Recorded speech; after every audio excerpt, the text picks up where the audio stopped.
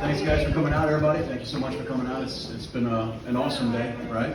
A lot of really great food, so thank you to everybody who helped set it up, organize it, buy all the food, bring everything. Thank you. So I'll just get right into it since Lauren already gave you the resume. Thank you to Lauren, by the way, my amazing wife. Well, I'll get right into it. The war on everything, right? That's why we're standing here. It's literally a war on everything. It's a war on our society, a war on our police, a war on our families, a war on our children. You know, they're gonna push every kind of awful policy they can push through, they're gonna push through. If we don't step up, we don't fight back. If we just keep standing here and sitting on our hands and waiting for the next guy to do it, it's just not gonna get done. It's not. So that's kind of why I ended up standing here. In all honesty, it kind of started with some veterans groups pushing me to get involved. I kept giving them the answer of, no, that's probably not going to happen, or maybe when I retire or something like that, because I just had no desire to deal with it. Because I kind of had a decent idea how awful it would really be, and I just didn't want to put up with it. And I wanted somebody else to go stand and fight and do those things. I didn't want to have to do that. But it got to a point where I was looking at my kids and looking at my family and listening to these people talk about these things and what's going on, and it became necessary to me. It became something that I knew I had to do because I knew I could do it. So it kind of called me out, right? And Lauren was a big part of that. She told me if I didn't, she'd beat me up, and so here we are. No, it's for them. It's for my little ones. It's for your little ones. It's for your families. It's for all of us. Because at the end of the day, we lose it here, we're not getting it back. We're not. We're not. Venezuela is a perfect example of what's happening in the world, right? You can vote your way into it, but you're going to have to shoot your way out. That's the simple reality of it. I've done a lot of shooting. I've seen a lot of shooting. I've been shot. Not pleasant, wouldn't recommend it. Really, really just awful. It's not gonna get better. It's not gonna get better until we all start actually doing what we need to do. So here I am, I'm doing what I need to do. All of you are amazing and doing what you need to do, and that's the only reason why we're even where we're at right now. We've gone from being the no-name, person that was running to now a viable threat to that campaign. The Galvarino campaign and the GOP know it. They know we're a threat. They know we're going to win. They do. That's why they're pulling out all the stops. They sued us. We had multiple lawsuits from both the Cornicelli campaign and the GOP and Galvarino's campaign. We beat them all. We're going to keep beating them.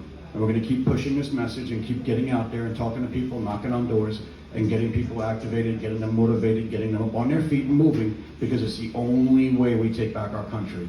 This is one race in one part of the country, but there are tons of us out there. There are tons of us that are going to step up now and put this thing back to right again. And we're going to do it for exactly them. Right? Yes. Yeah.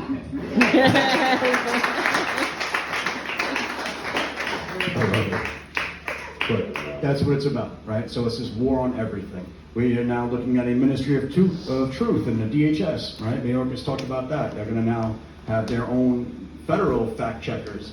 There's even a standard of investigation that they're trying to put together with Jankowski for law enforcement to come after you for your speech. They're actually trying to implement this. It's unbelievably sick, right? George Orwell is doing backflips in his grave right now, guaranteed, It's amazing to me that we're even at this place or at this time. I've stood over mass graves.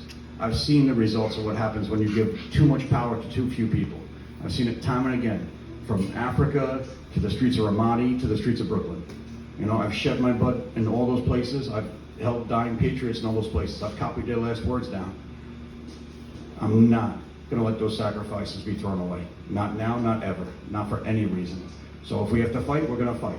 And as dirty and as hard as they want to go, we're going to continue to keep that high road, and we're going to keep fighting, and we're going to keep being honest.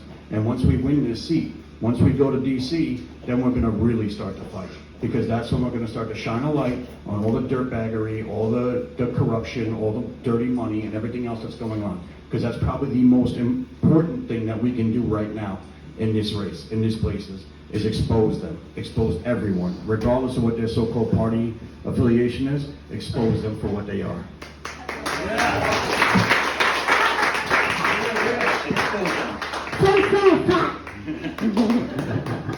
My partner is going to help me. If they don't want to listen, I'll just sick her on them. Don't pick your nose. So, exposing them is the most important part of what we're going to do. I've been a detective a long time. I've solved a lot of cases. I've solved some very complicated cases. As of right now, I do some of the most complicated cases the NYPD gets. I handled the Antifa case when she threw the Molotov cocktail into the van full of cops, along with 2 lawyers that were throwing Molotov cocktails all night in Brooklyn. I worked that case to the point where we actually established probable cause all the way up through the funders at the very, very top levels of a known organization. The case is still currently sealed in federal court, so I can't speak too much about it, but we all know who we're talking about, right? So these things are not going to stop. These things were very, very well planned. And I have no doubt that come this spring, we're going to see just exactly that again. We'll see BLM out marching again. Or maybe not the heads, because now they're going down for fraud. But their people will definitely be out and about. Antifa will 100% be back. They don't think they like Brooklyn the last time they were there. They seem to get their butts kicked pretty hard. So I'm pretty sure they'll stick to Manhattan, but they will be back. But we're going to see these things being brought back out again. We're going to see the rioting again. We're going to see all the different tactics they've used time and again to sway people using fear. The only antidote to that fear is truth. It's honesty. It's standing up and saying, wait a minute, that's not correct. What you're saying is not true. That narrative is not correct.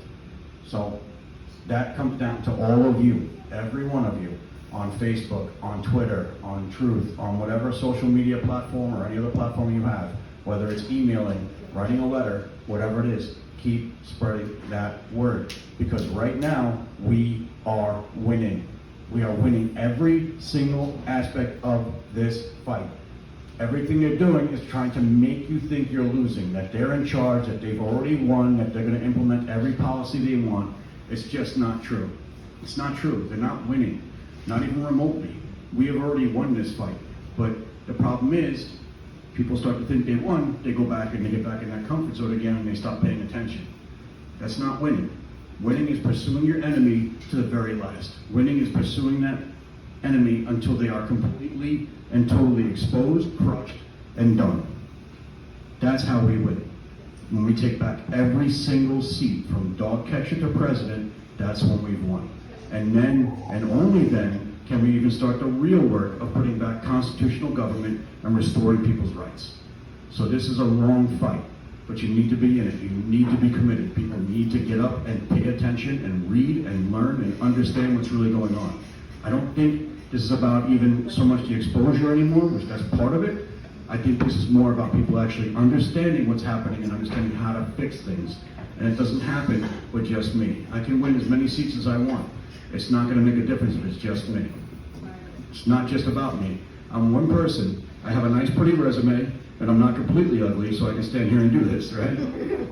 But it's not about me. This campaign has nothing to do with me. It's about all of us. It's about picking one person amongst us that can stand there and is willing to take the heat to do the work, but it's about all of you. It's about all of you getting the word out, all of you paying attention, all of you making sure that your neighbors, your friends, your families are really and truly aware of what's really going on. All of you knowing where your tax dollars are being spent.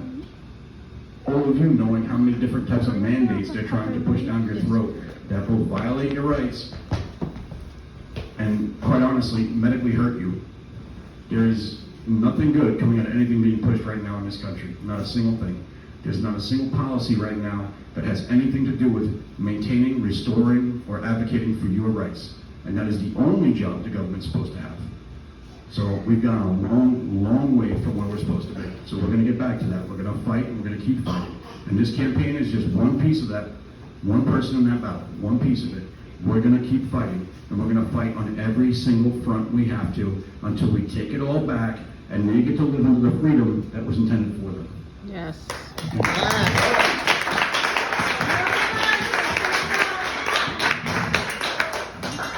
I'd like to have another candidate who has been a great friend and honestly, absolutely amazing mentor and just an amazing guy. And I'm very excited and proud to have him come out and talk. Pat Hahn.